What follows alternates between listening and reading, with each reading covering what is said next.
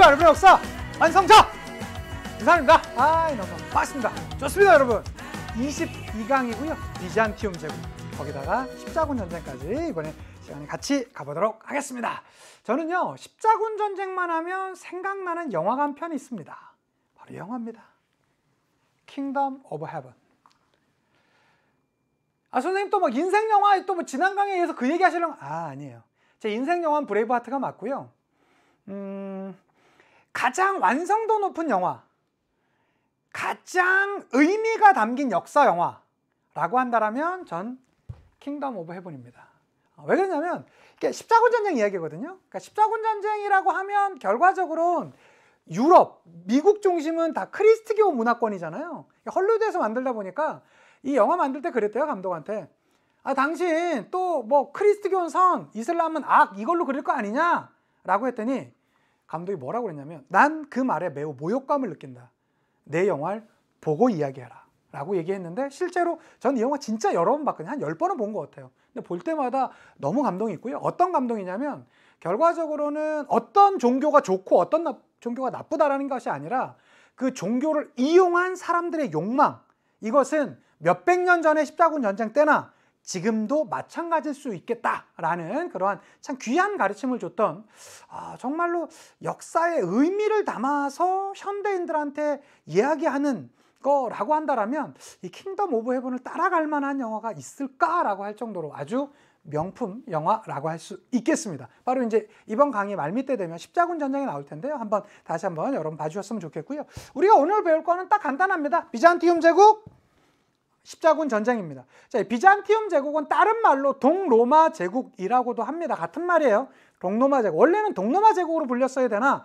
당시 유럽 사람들이 이 로마 제국이란 말을 쓰기 좀 싫어하는 그런 좀 성향으로 인해서 비잔티온이라는 그 주변 지역이 있었기 때문에 저 비잔티움 제국이야 뭐 이런 형태로 살짝은 약간 뭐 비하하는 의미가 있었다라고는 하는데, 어쨌든 뭐 교과서에도 이 비잔티움 제국으로 나오니까요. 2020년 수능에 단독 문제로 나왔을 정도로 최근에도 많이 좀 등장하고 있고요. 특히 2020년에는요 9월 모평 수능에서 연이어서 비잔티움 제국이 등장했었습니다. 그것도 한번 봐주시고요. 십자군 전쟁이 한 2013년 이후로 5년 가까이 안 나오다가 2018년도에 한번 나왔었거든요. 수능 때. 그리고 2021년에 9월 모평에도 등장했습니다. 아마 2022년에 우리가 치러지는 뭐 6월, 9월 수능 전에서는 훨씬 더 좀 더 많이 나올 수 있지 않겠나. 그리고 여러분 아시겠지만 여기 나와 있는 요 2020년 9월이란 건 2020학년도가 아니라 2020년 9월에 시행된 모의고사를 얘기하는 겁니다. 그거 착각하지 않으셨으면 좋겠고요. 우리가 오늘 배울 내용 보여드리도록 하겠습니다. 먼저 비잔티움 제국 갈 거고요. 그 다음에 십자군 전쟁입니다. 생각보다 십자군 전쟁은 뭐 7차 내지는 8차까지 여러 차례 있었는데 그중에 딱 2개밖에 없으니까 생각보다 좀 쉽고요. 오히려 조금 문제가 어렵게 이제 나온다라면 비잔티움 제국 쪽, 그 중에서도 가장 메인은 유스티니아누스 황제니까 그거 포인트로 한번 가보도록 하겠습니다. 자, 다 내려놓으시고 우리 지난 시간에 배웠던 것들을 한번 가보도록 합시다. 자, 지난 시간에 프랑크 왕국이었습니다. 프랑크 왕국은 여러 게르만족의 일파 중에서 프랑크족이 세운 왕국인데요. 그들이 어떻게 성공했다고 그랬죠? 근거리 이동이었었다. 크리스트교를 초기에 수용했었다. 갈리아 지방에 정착하면서 크리스트교 문화를 본격적으로 수용했었다. 그런 배경이었었고요. 그 중에서도 클리카피카 기억나십니까? 클로비스, 카를로스 마르텔, 피핀, 카를로스 대제로 이어지는 모습 있었습니다. 자, 5세기에 클로비스가 메로베우스 왕조를 열었고요. 그리고 나서 시간이 한참 지나서 8세기 초에 누가 등장했습니까? 바로 카를로스 마르텔이 등장했습니다. 카를로스 마르텔 하면 궁제였었다. 그거보다 더 중요한 건 뭐 토르포아티에 전투에서 승리하면서 크리스트교를 수호했다. 크리스트교 세계를 수호했다. 그런 얘기를 듣고요. 자, 그의 아들이 피핀이고요. 교황의 지지를 바탕으로, 그러니까 초기에는 왕이 아니었었다가 교황의 지지를 바탕으로 해서 왕국을 세우죠. 그것을 우리는 카를로스 왕조라고 하고요. 당연히 프랑크 왕국 안에서입니다. 자, 그리고 그는 왕조 세우고 나서 교황한테 고맙잖아요. 본인이 지지해줬으니까. 그래서 라벤나 지역, 즉 교황령을 기증했었다. 자, 그의 아들이 카를로스 대제고요. 그는 영토를 많이 넓혔습니다. 어느 정도까지 넓혔냐? 옛 서로마 제국 영토를 대부분 회복할 정도로 많이 넓혔었고요. 뿐만 아니라 정확히 800년 성탄절에 로마 황제 대관을 받게 되었었다. 그래서 카를로스 대제는 8에서 9세기 인물이라고 했었고요. 문예 부흥에도 관심이 많아서요. 카를로스 르네상스라고 해서 학자를 우대하고 궁정학교 아인에 세우고 고전 연구 열심히 하는 모습도 있었습니다. 자, 그 카를로스 대제 사후에 베르됴 조약이 있었고요. 메르센 조약 있었습니다. 이것이 지금의 이탈리아, 프랑스, 독일 지역이 되겠습니다. 자, 그 중에서도 이 독일 지역에서 오토 1세라는 인물이 962년에 신성 로마 제국의 황제로서 대관을 받는 모습도 있었다라고 했었고요. 자, 노르만족이 9세기에서 11세기 지나면서 노르만족이 내려왔습니다. 영국에 세웠던 걸 노르만 왕조라고 하고요. 프랑스 북부 지역에 세웠던 것을 노르망디 공국이라고 하고요. 쭉 내려와서 이탈리아 지역, 시칠리아와 나폴리 쪽에 세웠던 것을 시칠리아 왕국, 나폴리 왕국이라고 하고요. 지금의 러시아 지역 일대에 가게 되면서 키예프 공국, 노브고로드 공국 등등을 세웠다라고 말씀드렸고요. 자, 뿐만 아니라 그들의 움직임으로 인해서 뭐가 등장했다라고 했었습니까? 바로 이제 중세 사회, 그 중에서도 봉건 사회가 등장하게 되었었는데요. 주종 관계에 의해서, 쌍무적 계약 관계에 의해서 바로 하나의 중세 봉건 사회가 열리게 되었었고요. 그 봉토 내에서는 제일 중요한 건 뭐였었다? 농노의 삶이었었다. 그는 자유민적인 요소와 노예적 요소가 같이 있었다. 노예적 요소로는 거주 이전의 자유가 없었다라든가 각종 잡세에 좀 많이 고생을 하기도 했었다라는 것들. 직업 선택의 자유도 당연히 없었고요. 그렇지만 자유민적인 요소도 있었다고 그랬죠. 직업 선택의 자유도 있었고요. 직업 선택의 자유가 아니라 그는 결혼도 할 수 있었고요. 그 다음에 일정량의, 많이는 아니었겠지만 재산을 소유할 수도 있었던 이들이 바로 농노였었다. 이렇게까지 했었죠. 기억나십니까? 좋습니다. 오늘 우리 비잔티움 제국 들어갑니다. 자, 비잔티움 제국은요, 4세기 말부터 시작돼요. 395년, 즉 4세기 말에 동서로마가 분열되잖아요. 그 중에서도 동로마를 우리는 바로 이 비잔티움 제국이라고 하는데요. 서로마 멸망, 이게 언제죠? 476년입니다. 그 이후에도 약 1000여 년간. 언제 멸망하냐면 1453년. 누구한테? 오스만 제국에 의해서 멸망될 때까지 1000년 넘게 로마의 전통을 이어갔던 것이 바로 이 비잔티움 제국이 되겠습니다. 이 비잔티움 제국의 핵심은요, 황제의 권한이 세요. 이거 하나 기억해 두셔야 됩니다. 특히 이때 나왔던 말을 뭐라고 하냐면 황제 교황주의라고 해요.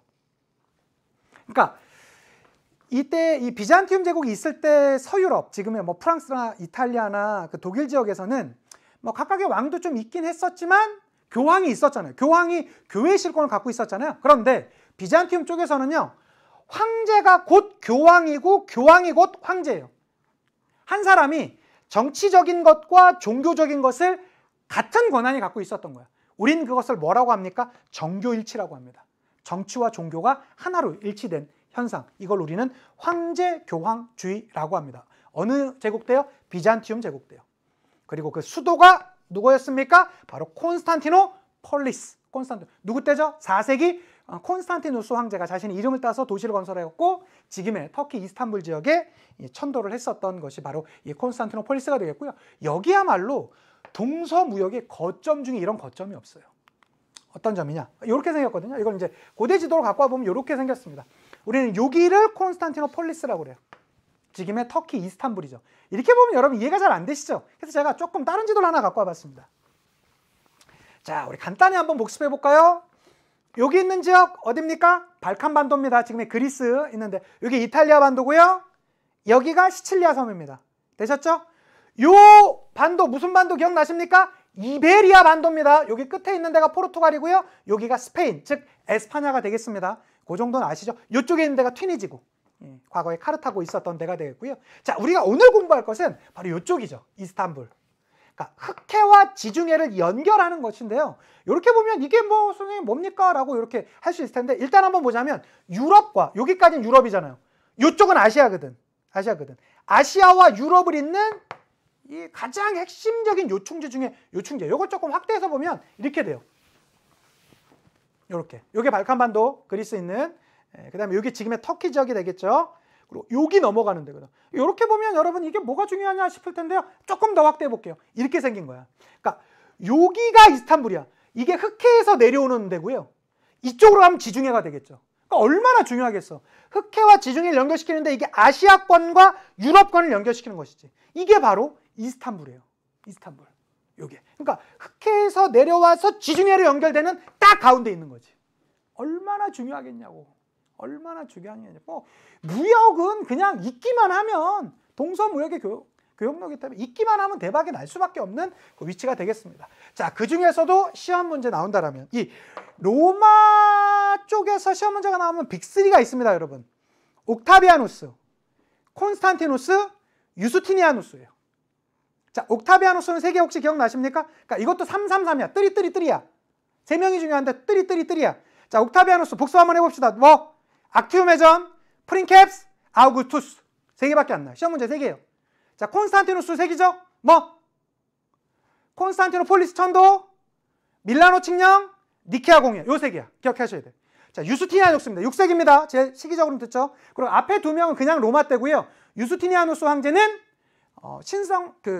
비잔티움 제국, 즉 동로마 제국 때입니다. 그도 세 개예요. 기억해 두셔야 돼요. 이거 시험 문제 진짜 많이 나옵니다. 봐주셔야 됩니다. 로마 제국의 옛 영토를 대부분 회복해요. 이따가 지도 보여드릴 텐데 깜짝 놀랍니다, 여러분. 깜짝 놀랍니다. 그러니까 그 카를로스 대제의 땅이 더 많았을까요? 유스티니아누스 황제 때 땅이 더 많았을까요? 유스티니아누스 황제 때 땅이 더 많아요. 카를로스 대제는요, 우리 지난 시간에 배웠던 옛 서로마 제국의 영토를 대부분 회복했다고 그랬죠? 유스티니아누스 황제는 옛 로마 제국의 영토를 대부분 회복한 거야. 이 땅이 훨씬 많았어요. 특히 어느 지역까지? 반달 제국까지. 이거 기억해 두셔야 돼요. 반달 제국까지. 그 다음에 성소피아 성당. 아, 이거 대박입니다. 성소피아 성당은 여러분 6세기에 건축이 됐는데요. 지금도 그 안에 들어가 보잖아요. 가운데 있는 기둥이 없어. 그러니까 만들어진 지 1500년 건물인데 전 가봤잖아요. 이따가 사진도 좀 보여드릴 텐데 너무나 튼튼하고요. 지금도 너무나 아름다워요. 그리고 뿐만 아니라 가운데 기둥이 없어. 지금의 약간 돔구장 같아. 아, 그리고 1500년 전에 만들었다니까. 그리고 지금까지도 너무나 튼튼합니다. 성소피아 성당. 옆에 있는 미나렛 4개는 요거는 이슬람이, 즉 오스만 제국이 장악하고 나서 본인들의 이슬람 종교 시설 세운 거고 초기에는 없었어요. 어쨌든 지금의 사진 여기 있는 걸로 나오니까 우리 지난 시간에 그거 배웠었죠? 오스만 제국 할 때, 지난번에 배울 때 술탄 아흐메드 사원은 6개, 미러넷이, 성소피아는 성소피아 4개라고 이렇게 말씀드렸습니다. 뿐만 아니라 유스티니아누스 법전. 우리 이 유스티니아누스 법전을 다른 말로 뭐라고 해요? 로마법 대전이라고 해요. 요 3개예요. 이건 나옵니다. 시험 문제 나옵니다. 로마 제국의 옛 영토를 대부분 회복했었고요. 특히 반달 제국 멸망시켰습니다. 성소피아 성당 건설했었고요. 유스티니아누스 법전, 즉 로마법 대전을 완성했던 인물이 유스티니아누스 황제가 되겠습니다. 요 3개는 무조건 기억. 그 다음에 로마 하면 333 기억나십니까? 옥타비아누스, 콘스탄티누스, 유스티니아누스 요 3명은 언제나 시험 문제 단골 인물들이니까 꼭 기억해 주셨으면 좋겠고요. 이게 지도 문제로 나온 적도 있고요. 나오면 좀 지도 문제가 어려울 수 있어요. 보세요. 원래 우리가 알고 있는 비잔티움 제국은 요 정도예요. 요 정도예요. 그런데 보세요. 여기 북아프리카 지역, 이베리아 반도 일부 지역, 지금의 이집트 지역, 지금의 시리아 지역 일대까지 전부 다 차지했어요.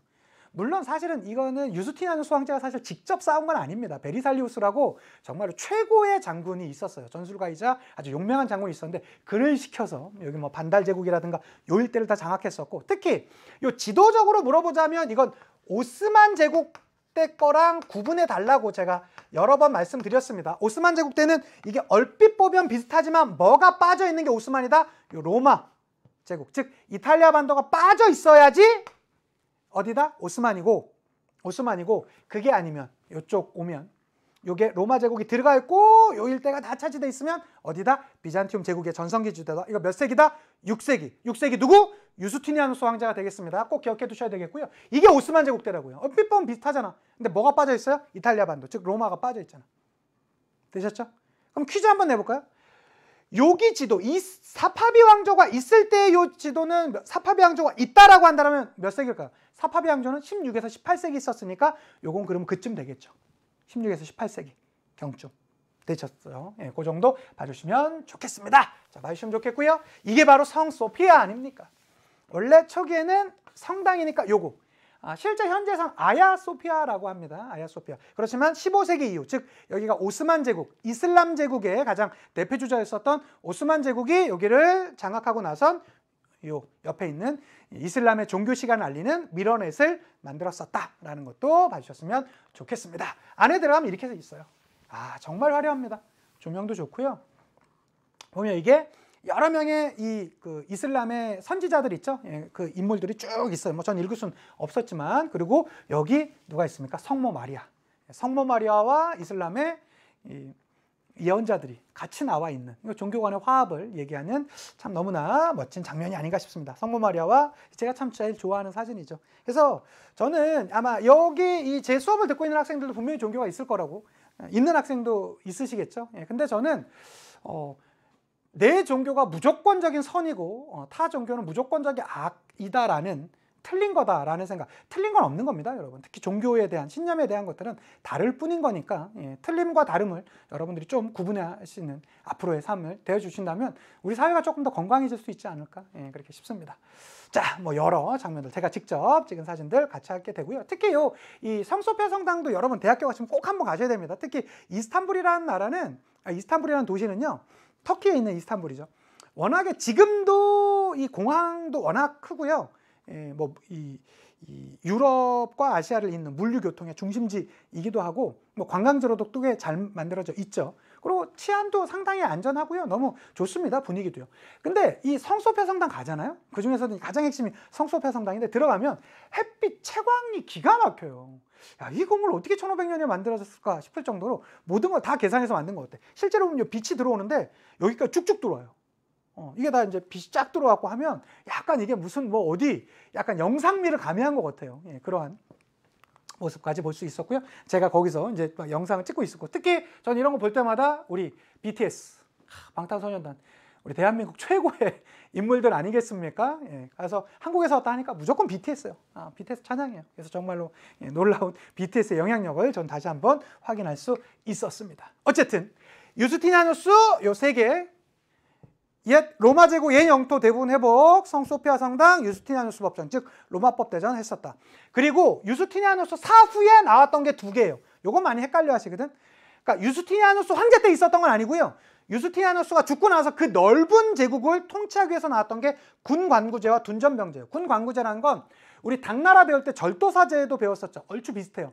군사령관에게, 그 지역의 군사령관에게 행정, 군사, 사법권을, 전권을 부여하는 것이고요. 둔전병제라는 것은 그들에게 토지를 지급하게 되면서 군역을 부과하는 그러한 형태가 되겠습니다. 그러니까 이 군관구제와 둔전병제 요 자체로도 선지에 꽤 많이 나오는데요. 이들은 비잔티움 제국 때는 맞아요. 그렇지만 군관구제와 둔전병제는 유스티니아누스 황제 때 있지는 않았었습니다. 유스티니아누스 황제가 죽고 나서 등장했던 제도가 요 두 제도예요. 물론 이 두 제도는 당연히 비잔티움 제국의 제도이기도 하고요. 특히 이 유스티니아누스 황제라고 하면요, 이 인물 테오도라 기억하셔야 됩니다. 그러니까 이 유스티니아누스 황제는 어떻게 보면 좀 약간 로맨틱가예요. 길거리를 가다가 우연히 테오도라의 춤을 추는 모습을 보게 됩니다. 그는 무희였어요. 아버지는 곰조련사였다라고 하고요. 어머니도 역시 무희였다라고 하는데, 무희는 지금 여러분 뭐 수우파 같은 거 보셔도 알겠지만 지금 우리나라 그 댄서들 지금 위상이 높잖아요. 근데 이 당시에 무희들은요, 그냥 춤만 춘다라기보다는 약간 좀 이렇게 좀 약간 좀 성적으로도 이렇게 좀 접대를 하는 이런 사람의 것으로 많이 가능성이 매우 높다라고 추정을 하고 있습니다. 근데 황제가 될 몸이었었던 유스티니아누스 황제가 아니었었죠. 그런데 황족인데 이 당시에 거의 천민에 가까웠었던 테오도라한테 반해버려요.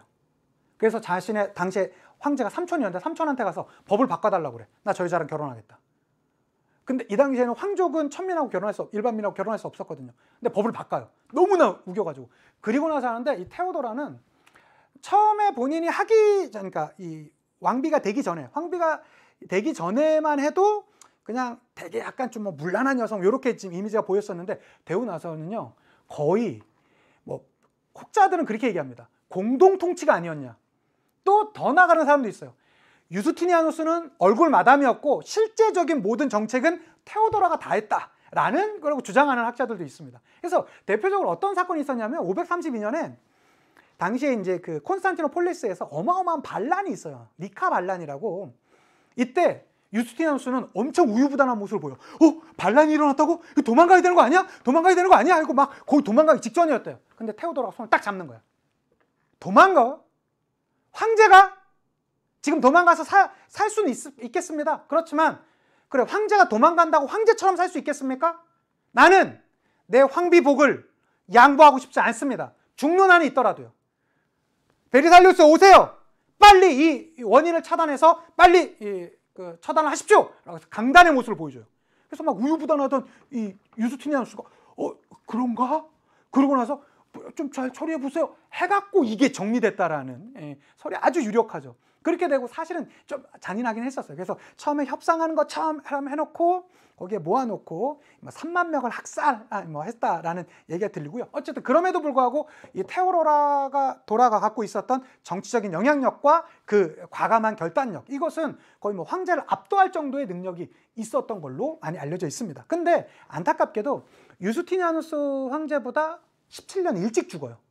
그런데 이 몇몇 사가들이 테오도라가 실제 뭐 공동 통치가 아니라 실질적인 주인공이 아니냐라고 했던 이유가 뭐냐면, 아까 보여드렸던 그 세 개의 큰 업적 있죠. 특히 영토 넓히고 뭐 노마법 정리했던 그게 다 테오도라랑 같이 있을 때 일이고, 그 이후에 유스티니아누스 황제의 업적은 거의 없어요. 그렇기 때문에 혹자들은 실질적으로 비잔티움 제국을 운영했었던 실질적 황제가 테오도라가 아니냐라고 주장하기도 하는 인물들이 있습니다. 어쨌든 유스티니아누스 황제와 함께 테오도라를 같이 한번 기억해 두시면 더 좀 재미있지 않을까 싶어요. 되셨죠? 이렇게 유스티니아누스 황제, 그리고 군관구제, 둔전병제는 이것만 구분해야 됩니다. 유스티니아누스 황제 때 군관구제와 둔전병제 있었다. 이건 틀린 표현이야. 왜? 사후니까. 그렇지만 비잔티움 제국 때 유스티니아누스 황제가 있었다. 이러한 업적이 있었다. 당연히 맞는 것이고요. 비잔티움 제국 때 군관구제와 둔전병제가 있었다. 당연히 맞는 설명이죠. 되셨죠? 봐주시면 좋겠고요. 자, 그 이후부터는 비잔티움 제국이 좀 흔들흔들합니다. 6세기 이후부터는. 왜 그러냐? 이슬람이 침입해 오거든. 이슬람이 침입해와요. 그러면서 이슬람 제국이 어떻게 됩니까? 무함마드 시대 아라비아 반도 장악했죠. 그 다음에 어디 장악하죠? 정통 칼리프 시대 때 사사랑조 페르시아를 이슬람 당시에 정통 칼리프에서 무너뜨리잖아요. 그렇게 되면서 영토가 엄청 위축돼요. 여기에 말한 영토는 당연히 비잔티움 제국의 영토입니다. 그리고 9세기쯤 되면서 사실은 그 아바스 왕조가 좀 흔들흔들하거든. 그렇게 되면서 일시적으로 부흥해요. 이슬람이 분열되면서. 근데 문제가 있어. 그러면 다시 한번 내적인 힘을 차지한 다음에 잘 살면 되는데, 다시 좀 약간 더 다시 한번 이 성장하는 거에 좀 밑바탕을 가져야 되는데 대토지를 소유해. 그러니까 양극화 현상이 다시 벌어졌던 거예요. 즉, 잘 운영되던 둔전병제가 붕괴되면서 또 한 번의 위기가 있었고요. 가장 큰 위기는 11세기. 자, 젠드라는 지역에서 성장해서 쭉 밀고 내려왔었던 누구? 셀주크 튀르크와의 마찰로 인해서 이들이 셀주크 튀르크가 어디까지 장악한다고요? 예루살렘까지 장악해요. 예루살렘이란 크리스트교의 성지 아닙니까? 그렇게 되면서 서유럽에, 특히 교황에게 지원을 요청했었고요. 이것이 바로 십자군 전쟁으로 이어집니다. 그러니까 십자군 전쟁이 왜 일어나게 됐냐? 셀주크 튀르크로 대표되는 이슬람 세력과 비잔티움 제국의 마찰이 있었고, 그것으로 인해서 비잔티움 제국이 서유럽, 즉 이 교황에게 도움을 요청하게 되면서 시작되었던 것이 십자군 전쟁입니다. 이게 바로 누구? 셀주크 튀르크. 셀주크 튀르크. 자, 보세요. 젠드 여기 이 중앙아시아 지역에서 쭉 치고 내려와요. 산마르칸트. 어디 수도? 티무르 산마르칸트. 기억나시죠? 쭉 치고 내려옵니다. 그리고 이스파한 장악합니다. 이스파한, 파비, 이스파한. 기억나시죠? 쭉 치고 내려옵니다. 바그다드 점령합니다. 바스 바그다드. 기억나시죠? 예, 봐주셔야 되겠고요. 아바스 왕조의 수도였었죠. 그러면서 그들은 바그다드를 점령하면서 무슨 칭호? 술탄이라는 칭호까지 받았었고요. 더 가서 예루살렘까지 점령한다니까. 예, 그렇게 되면서 당시 위기에 빠졌었던 비잔티움 제국이 서유럽, 즉 교황에게 SOS를 치고요. 그것이 결과적으로 십자군 전쟁, 거대 크리스티교 세력과 거대 이슬람 세력과의 충돌이 나오게 되었던 것이다. 봐주시면 좋겠습니다. 최근에는 지난 수능에서도 진나라의 수도 세냥 뭐 이런 걸로 나왔었잖아요. 뭐 사실은 저는 제 강의 노트에도 있는 거고 해서 그냥 너무 쉽다라고 했었는데, 그거를 지금도 막 사이트 들어가면 너무 어려웠었다고 하는데요. 저는 그게 좀 포인트가 되지 않을까 싶어요. 만약에 셀주크 튀르크가 단독으로 나온다면 전 젠드가 또 한번 나올 수도 있을 것 같거든요. 그래서 이런 용어들, 별거 아니지만 이런 한두 개 용어 체크해 두시는 게 좀 더 도움이 되지 않을까 싶고요. 조금 더 가면 자, 그래서 13세기에는요. 그러니까 11세기 말부터 1차 십자군이 시작되거든요. 근데 뭐 1차, 2차, 3차 때만 하더라도 당시에 이제 서유럽과 비잔티움이 힘을 합치해서 이슬람과 잘 싸우고 있었어. 근데 잠시 뒤에 다시 설명드렸지만 가장 변질된 십자군이 4차 십자군이거든. 그러니까 비잔티움 제국을 도와준다라고 해서 시작되었던 게 십자군 전쟁인데 이 4차 십자군은 어디를 점령하냐면 십자군들이 콘스탄티노폴리스를 점령해서 라틴 제국이라는 제국을 세워요. 이게 가장 변질된 십자군이야. 4차 십자군. 시험 문제 나오면 이게 주로 많이 나옵니다. 1차 아니면 4차가 나오거든요. 요거 기억하시고요. 그리고 그 이후에 다시 라틴 제국을 잡은 다음에 다시 찾았다가 조금 명맥을 유지하다가 15세기 오스만 제국에 의해서 1453년에 최종적으로 멸망했던 게 누구다? 비잔티움 제국이 되겠습니다. 봐주셨으면 좋겠고요. 자, 비잔티움 제국의 시험 문제 나오면 지금 나와 있는 요 슬라이드. 요거 중요합니다. 첫 번째 요거 우리 봤던 건데요. 황제 교황주의. 정교 일치라고도 할 수 있겠고요. 유스티니아누스 법전, 유스티니아누스 법전 다른 말로 로마법 대전이라고도 합니다. 자, 성 소피아 성당, 성 소피아 성당 뭐 그 안에가 모자이크로 많이 꾸렸고 겉에서 보면 이제 큰 돔이 있는 것으로 보이고요. 그다음에 4개 기억나시죠? 지금의 미너렛이 성 소피아. 물론 요 미너렛 4개는 이슬람이 차지하고부터 세워졌던 것이지만 어쨌든 성 소피아 성당 지금 사진으로 보통 이게 나올 땐 요 4개의 미러넷이 있다라는 거 같이 봐주시고요. 아마 요거를 많이들 모르실 거예요. 그러니까 더 기억하셔야 돼. 그리스 정교였습니다. 그리스 정교. 우리가 아직 크리스트교 본격적으로 안 했지만 이제 다음 강부터 이제 크리스트교 할 텐데요. 크게 크리스트교 보자면 로마 가톨릭과 그리스 정교로 나뉘거든요. 여기서의 크리스트교는요. 그리스 정교예요. 그리스 정교. 그리고 그리스어가 공용어였다. 요거 별표 치고 기억해 두십시오. 그리스어가 공용어였습니다. 그리스어가 공용어였고요. 고전 연구가 많이 활발했었으며 특히 이 15세기 중엽에 멸망받잖아요. 그래서 이 멸망하게 되자 그 학자들이 대부분 다 유럽, 이탈리아 쪽으로 들어가게 되면서 르네상스에 아주 크게 기여했던 것이 바로 이 비잔티움이 되겠고요. 슬라브 문화, 지금의 그 러시아 문화권 있죠. 예, 거기에 영향을 많이 끼치고 또 영향을 많이 받기도 했습니다. 어쨌든 슬라브 문화에 영향을 주기도 했었다. 기억해 두시면 좋겠고요. 자, 이게 바로 성 소피아인데 우리가 알고 있는 성 소피아 있잖아요. 이게 성 소피아, 제가 직접 찍은 건데 성 소피아 아닙니까? 근데 최근 시험 문제는 이것도 성 소피아로 나온 적이 있어요. 키예프 공국의 성 소피아인데 이것도 역시 당시 비잔티움 제국 안에 있었습니다. 이게 메인으로 또 나올 것 같지는 않거든요. 그러나 성 소피아라는 건 사실 전 세계 찾아보면 되게 많아요. 그 중에서 가장 많이 알려져 있는 게 요 우리 성 소피아지만 요것도 성 소피아, 키예프 공국인데 지금의 그 키예프 공국에 있는 성 소피아인데 이게 뭐 비잔티움 제국 안에 있었다라는 것도 하나 더 봐주셨으면 좋겠습니다. 이제 십자군 전쟁인데요. 십자군 전쟁 들어가기 전에 우리 완수박하고 들어가도록 하겠습니다. 자, 22강 완수박의 주인공은요. 안수재 학생이 되겠습니다. 수재 학생은요. 사실 3년 동안 제 수업을 들은 정말로 완쌤의 완제 중에 진정한 완제가 되겠습니다. 완쌤의 진정한 완제입니다. 선생님 저는 20년, 21년, 2022학년 그러니까 19년, 20년, 21년에 3년 연속 선생님의 수업을 함께한 진정한 완제 중의 완제 안수재입니다. 작년에 이어 올해도 세계사 만점을 받았습니다. 수능을 3번이나 보면서 3년이나 선생님 강의를 들으면서 완쌤 강의를 저는 그 누구보다 많이 분석했다라고 할 수 있는데요. 결론적으로는 몇 종의 교과서를 보는 것보다 완쌤 강의를 쭉 들으면서 여러 번 반복하면서 보시는 것이 가장 도움이 됐습니다. 선생님 그리고 저 이번에 EBS 꿈 장학생 받게 되었습니다. 그 시상식 때 완쌤을 볼 수 있나 하고 너무나 큰 기대를 했는데 코로나 때문에 직접 뵙기는 쉽지 않을 것 같습니다. 지난 3년간 선생님 강의 들으면서 퀄리티도 최고시지만 삶의 방향 또 힘든 시기에 저를 버티게 해주었던 참 큰 버팀목이 되어주셔서 너무나 감사드립니다. 이젠 수능에 이어서 대학교를 잘 가게 되었는데 세능검, 세계사 능력검정 시험까지 보게 되었습니다. 제 소원이 이 완수박에 제 이름과 함께 선생님의 사연을 소개하는 거였었는데 제 마지막 소원이 이루어질 수 있는지 모르겠습니다. 지금까지 수험생활도 함께 해주셨던 것처럼 앞으로의 제3도 응원해 주세요 그랬는데요.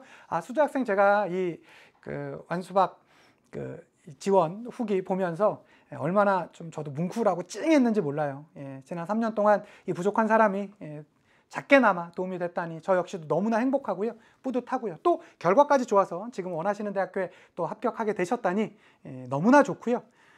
정말로 앞으로의 삶, 역사를 배운 사람들의 삶은 뭔가 달라야 되지 않겠습니까? 열심히 살다 보면 우리가 또 언젠가는 또 볼 날이 있지 않을까, 각자의 삶을 열심히 살다 보면 그러지 않을까 싶고요. 앞으로의 대학 생활 그리고 그 이후의 생활 진심으로 응원한다는 말씀 꼭 드리고 싶습니다.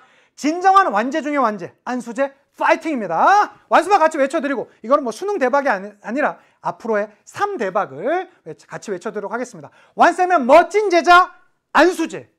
그동안 수고했던 것이 보상받아서 너무나 행복하고, 앞으로의 대학생활 또 그 이후의 삶도 잘 개척하리라 믿어 의심치 않습니다. 완제 중에 완제, 안수제 파이팅입니다. 아자아자 완수박!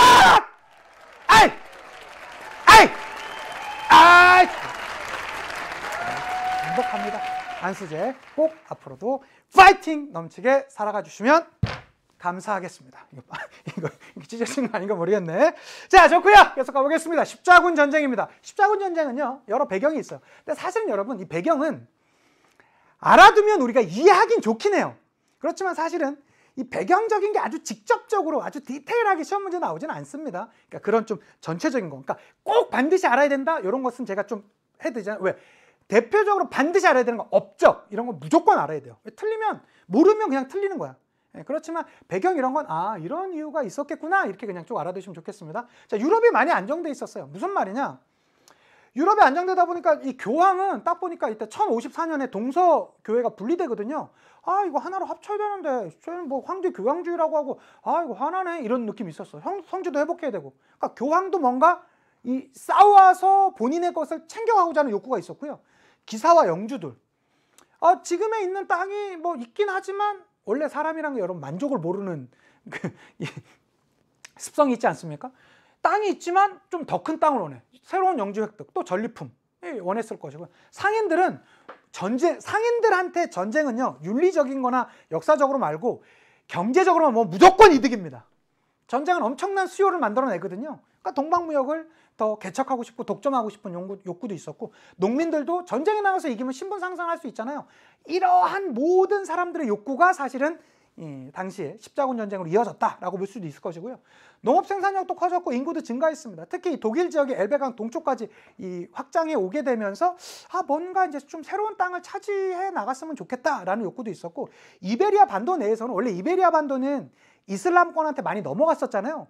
근데 끊임없이 계속 되찾고 빼앗기고 이게 반복되고 있었거든요. 야, 이게 저기뿐만 아니라 차라리 우리 예루살렘 그 근처까지 지금 이슬람 애들이 하고 있는 거 우리가 그냥 다 차지하면 안 돼? 라는 욕구가 있었을 거예요. 그 재정복 운동, 우리가 다른 말로 레콘키스타라고 하는 이슬람 세력 축출의 그 여러 움직임이 이 서유럽 전체에도 영향을 끼쳤습니다. 자, 이러한 배경들, 또 이러한 여러 사람들의 욕구가 합쳐지게 되면서 십자군 전쟁이 시작됐던 것이에요. 과정은 무엇보다 셀주쿠 트르크죠. 셀주쿠 트르크, 즉 이슬람으로 대표되는 셀주쿠 트르크가 예루살렘을 점령한 거예요. 원래 그 전까지 예루살렘은 빼앗기기도 하고 뺏기기도 하고 약간의 공존하는 느낌이 있었거든. 그런데 완전히 빼앗겨갖고 되게 좀 약간 강성한 모습을 보이거든요. 그래서 안 되겠는 거야. 비잔티움의 황제가 서유럽이요, 우리 좀 도와주시오. 이슬람 애들 지금 우리 너무 가까이 있기도 하고 이들이 너무 세요 라고 구원 요청을 해. 이때 서유럽의 이 교회의 짱이 누굽니까? 교황이죠. 이때 교황 이름이 우르바누스 2세예요. 이 인물 많이 나옵니다. 그럼 꼭 기억해 두셔야 돼요. 우르바누스 2세가 딱 보니까 야, 이거 안 되겠다. 내 힘을 좀 더 나 키우고 싶어. 나 크고 싶어. 나 힘을 좀 더 키우고 싶어. 크고 싶어. 라고 하는 클레르몬 공의. 나 좀 더 키울래. 클레르몬 공의회를 열어요. 이 클레르몬은 여러분 지명이고요. 공의회는 종교회의를 보통 공의회라고 합니다. 클레르몬에서 종교회의를 열어서요. 야, 신께서 명하셨다. 우리 예루살렘 회복하지 못하고 될 거겠냐? 신께서 승리를 명하셨다. 가서 싸우자! 라고 선포를 해요. 이게 바로 십자군 원정을 선포했던 것이고요. 그 이후로 약 200여 년 동안 7차, 또 몇몇 교과서에는 8차라고도 나옵니다. 이건 뭐 그렇게 중요하지 않아요. 가장 핵심은 1차와 4차예요. 어쨌든 200여 년간 상당히 여러 차례의 십자군 원정이 선포되었습니다. 이게 바로 십자군 전쟁의 원정노죠. 자, 보세요. 예루살렘을 빼앗기게 되자 비잔티움 제국에서 서유럽에 도움을 요청했고요. 그 중에서도 지명에서 클라르몽이라는 지역에서 종교회의를 열고 신께서 승리를 우리에게 약속하셨다. 가자! 이러면서 이들이 쭉 유럽으로 오게 됩니다. 근데 여러 차례가 있는데 다 필요 없고요. 반드시 두 개는 기억해 두셔야 됩니다. 첫째, 예루살렘 왕국. 요게 1차 십자군이에요. 1096년부터 99년까지 전쟁이 있었고, 특히 1099년에 예루살렘 왕국을 세워요. 아, 우리 크리스트가 이겼다, 이슬람을 막아냈다, 왕국을 세워요. 그러고 나서 이제 주력 부대는 또 다시 돌아와. 근데 이 주변이 다 이슬람이잖아. 금방 또 뺏겨. 그래서 또 2차 십자군 들어와요. 또 뭐 빼앗기도 했다, 찾기도 했다, 빼앗기기도 했다 하다가 다시 또 3차 십자군 들어와. 뭐 이런 식으로 돼. 어쨌든 예루살렘 왕국이라는 단어가 나오면 1차 십자군이고요. 그리고 뭐 1차, 2차, 3차 이렇게 있다가 4차 십자군, 아까도 말씀드렸죠? 가장 변질된 십자군이 4차 십자군이에요. 오히려 여기 특히 이 베네치아 상인들의 농간이라고 하는데, 이게 뭐냐면 보세요. 유럽 사람들이 다 이렇게 모여들 거 아니야. 여기까지 가야 되는데 주로 어떻게 갈까요? 비행기? 이 시대 여러분 무슨 비행기가 있습니까? 주로 여기 베네치아에서 모여서 많이 출발했대요. 베네치아. 그러면 베네치아에서 뭐 배를 갖고 있다든가, 혹은 이들도 뭐 많은 인원이 또 먹고 뭐 또 필요 물품들이 있을 거 아니겠습니까? 그러면 그들한테 물건을 대주는 상인들이 있었을 거 아니에요. 여러분 군대 10,000명만 와 보세요. 그들이 매일 먹고 매일 마시고 매일 입고 비용이 어마어마합니다. 그런데 이들이 왔으니까 당장 돈이 없으니까 십자군들이 우리는 신에게 충성하기 위해서 왔습니다 라고 하지만, 상인들한테 돈을 빌려서 하는 형태였었거든요. 거기 귀족이라든가 십자군 전쟁이라는 것 자체가. 근데 뭐 전쟁 비용도 제대로 조달도 안 돼 하니까 상인들이 너는 뭐 하냐? 얼마나 기다려? 야, 이거 몇 개월을 있는 거야? 빨리 가서 싸워! 싸워서 이겨야지 전리품으로 우리 돈 갚을 거 아니야? 라고 했는데, 이거 빨리 싸워야 되는데 제대로 좀 뭐 그것도 그렇고 전투병력도 따로 안 오고 막 그러네? 하니까 이 베네치아 이 상인들이요, 농간을 부려요. 그러면 너네 좀 돈 갚을 능력 없다는 거지? 그러면 내 말 좀 들어. 뭔데? 저기 콘스탄티노폴리스가 털 게 많다더라. 그거 좀 털어봐. 야, 얘네가 도움을 요청해서 우리가 여기까지 왔는데 우리가 얘네 털면 이건 뭐야? 우리 이슬람하고 싸워야 되는데 그럼 돈 갚든가. 이런 식으로 나온 거야. 그래서 어떻게 합니까? 갚으러 가요. 어디를 털어? 콘스탄티노폴리스를 턴다니까, 도움 요청을 했던. 그래서 라틴 제국이 세워진 게 4차 십자군이야. 이게 언제? 1204년이에요. 이게 가장 변질된 십자군이 되겠죠. 자, 정리하자면, 자, 십자군 전쟁의 시작을 선포했던 인물, 교황 인물, 요 지문에 되게 많이 나옵니다. 우르바노스 2세 클레르몬 공유회에서 십자군 전쟁 선포를 했었죠. 그리고 나선 1차 십자군이 성주를 회복해요. 예루살렘 왕국을 세웠습니다. 1099년에. 그리고 4차 십자군이 가장 변질된 십자군, 어디를 점령했다고? 콘스탄티노폴리스를 점령했다고. 그래서 뭐가 세워져? 라틴 제국 1204년에 세워진다고. 요거 1차, 4차 반드시 구분해 두셔야 되겠고요. 그렇게 보면 요 지도가 좀 달리 보이지.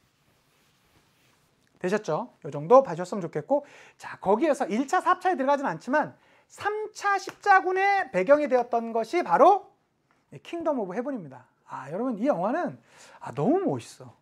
특히 여기에 물론 이제 뭐 가상 인물로 보이긴 하지만, 여기 이제 예전에 그 반지하 제왕의 네골라스로 나왔었던 이 주인공이 우연히 이제 그 이슬람의 거대 세력에 맞서서 이제 어쨌든 죽기 살기를 해서 막아내요. 앞에 뭐 배경 설명이 많이 있지만, 그렇게 되자 특히 여러분 여기 보면 이게 성을 함락시키는 전쟁, 우리가 흔히 공성전이라고 하죠. 이 영화가 만들어진 지 거의 20년 가까이 됐는데요. 지금까지도 전 세계 역사상 공성전에 대한 넘버1 영화는 킹덤 오브 헤븐입니다. 정말 잘 만들었어요. 꼭 한번 관심 있는 친구들 봐주셨으면 좋겠고, 아니면 요새 다 풀로 보기 그러면 풀로 보는 게 제일 좋지만, 좀 이렇게 축약된 뭐 그 파일들도 많이 있잖아요. 그 뭐 동영상 사이트 같은데 한번 찾아서 보시면 그것도 되게 재밌으실 겁니다. 그리고 나선 이 마지막에 되게 의미 있는 말을 해요. 저는 이 영화에서 가장 좋았던 장면이 어떤 장면이냐, 막 그 영화가 시작될 때 막 그런 장면들이 나와요. 이교도의 학살은 신께서 기뻐하시는 일입니다. 그것은 살인이 아닙니다. 이교도는 죽여야 됩니다. 학살해야 됩니다. 라고 얘기를 해요. 이건 사실은 말이 안 되는 거죠. 종교가 다르다는 이유로 그들을 학살한다고요? 그들을 죽인다라고요? 이것은 그 어떤 종교가 됐든 말이 안 되는 것인데, 당시에 크리스토교권에서는 그렇게 생각했고 아마 이슬람에서도 비슷하게 생각했을 것 같습니다. 그래서 그것을 약간 비판적인 모습으로 바라보고 있는 장면도 있고요. 또 하나, 그 이 주인공이 죽기 살기로 막아내요. 그러자 이슬람 제국의 아이유브 왕조를 세웠던 살라딘이라는, 살라드 아딘이라는 같은 인물입니다. 살라드 아딘, 살라딘, 우리가 흔히 말하는 살라딘이라는 이슬람 최고의 전쟁 영웅이 있어요. 그가 이제 계속 공격을 하죠. 죽기 살기로 막아내니까 여기에 이제 당시에 이 대장장이 출신의 대장 불러서 약간 평화협정처럼 하자고 그래요. 둘이 딱 만나죠. 우리 병력이 절대적으로 우수하고, 이제 살라딘이 얘기합니다. 자네들은 지금 잘 맞고는 있지만 얼마 가지 못할 것이다. 그러니 안전하게 우리가 빠져나갈 수 있도록 약속할 테니까 우리한테 성을 내줘라. 예루살렘 성을 내줘라 하니까 얘기를 하죠. 우리는 몇 년 전에 우리가 들어갈 때 이슬람을 학살했었는데 우리가 그 말을 믿으라고? 우리가 분명히 성을 빠져서 나올 때 너네 우리 학살할 거 아니냐? 그랬더니 살라딘이 너무나 멋진 말을 해요. I'm 살라드 아딘! 딱 이라고 얘기해요. 뭐냐? 나 살라딘이야. 나 유성환이야. 이걸 똑같은 거죠. 야, 나 신뢰 이름 유성환이야. 네가 날 몰라? 장난해 너? 나 유성환이라니까. 나 살라딘이야. 내가 그 정도 신이 없는 사람이니? 딱 얘기를 해요. 그러자 오케이. 그러면 나 살라딘이 약속한다. 그런 일은 절대 없다. 성만 내어주면 양보하겠다. 해서 사실 싸우다가 죽는 것보단 그 정도가 낫잖아요. 그래서 이제 만족하고 딱 헤어져요. 근데 이 주인공이 죽기 살기로 버텨왔던 게 너무 궁금한 거예요. 그래서 저기요 하고 질문을 해요. 도대체 예루살렘이란 뭡니까? 라고 묻죠. 그러자 살라딘이 얘기를 해요. Nothing. 아무것도 아니야. 그리고 딱 한 번 돌아서 Everything 이라고 딱 얘기해요. 아무것도 아니지. 그렇지만 모든 것 이기도 해. 이게 마치 종교를 얘기해주는 가장 핵심적인 내용이 이것이 아닐까 싶습니다. 제가 추천하는 강력 영화 킹덤 오브 헤븐 여러분 한번 꼭 봐주셨으면 좋겠습니다. 자, 시험 문제는 이런 게 나올 수가 있겠죠. 십자군 전쟁의 결과입니다. 교황의 권위는 땅에 떨어져요. 왜? 신께서 승리를 약속했다라고 했었는데 처참한 패배를 맛보고 오거든. 그리고 기사들은 왜 전쟁에서 지잖아요. 기사는 전쟁에서 이겨야지 힘을 얻는 세력 아닙니까? 그런데 기사의 힘이 빠지고 교황의 권위가 빠져요. 그러니까 상대적으로 눌려 있었던 왕권이 성장합니다. 그리고 동방무역이 어마어마하게 더 활성화돼요. 전쟁에서 이겼든 졌든 간에 새로운 세력과 교역하고 많은 이들이 이동하다 보니까 무역은 커질 수밖에 없을 것이고요. 지중해 무역은 오히려 전성기를 맞게 됩니다. 새로운 문화가 자극이 되죠. 특히 비잔티움 문화라든가 이슬람 문화와의 접촉으로 인해서 새로운 문화를 많이 경험하게 되고 그러한 것들이 그 이후 조금 지나서 르네상스 문화라든가 새로운 것들이 나오게 되는 하나의 큰 배경이 되기도 했었다라는 거 같이 봐주셨으면 좋겠고요. 자, 이러한 배경들 혹시 기억나십니까? 위쪽에 비잔티움 제국 가장 핵심은 뭐예요? 유스티니아누스 황제입니다.